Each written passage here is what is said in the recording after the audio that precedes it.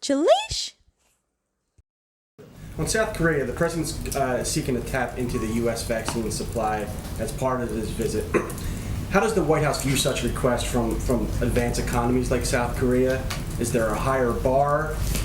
Can you give us some color on those requests? You mean, for clarification, so you mean the president of South Korea is looking to tap into our vaccine supply?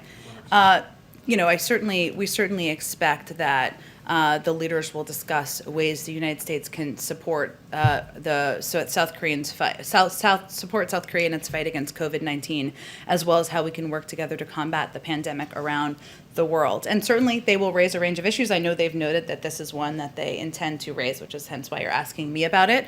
I will say that as it relates to the vaccine supply that we've announced, we are going to be sharing with the world. We will look at that and we will make decisions, which are still ongoing, with a couple of criteria in mind: how to do it equitably, how to ensure we're reaching parts of the world that need help the most, how to do it in a way that's fair and has a regional balance. So I don't expect that assessment to be made in advance of tomorrow, but certainly we welcome the opportunity to discuss with them how we can work together to address the global pandemic. One more question on South Korea.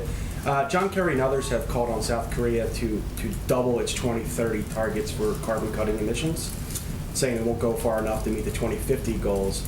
Should we expect any movement on that? Should we expect South Korea to come a little bit higher on those 2030 goals as part of these talks? Well, we are working with South Korea in areas of mutual interest, and certainly climate ambition, addressing the climate crisis that's facing the global community is part of that. Sectoral decarbonization and clean energy deployment, we expect, will be a part of the discussion. And we are looking forward to enhancing technical exchanges on economy-wide decarbonization aligned with the global goal to achieve net zero greenhouse gas emissions. So I certainly expect that addressing the climate crisis, what we can do mutually, what steps they can take, perhaps what steps we can take, will be part of the discussions. But in terms of what the outcome of it will be tomorrow, I'm not in a position to get ahead of that. Julie?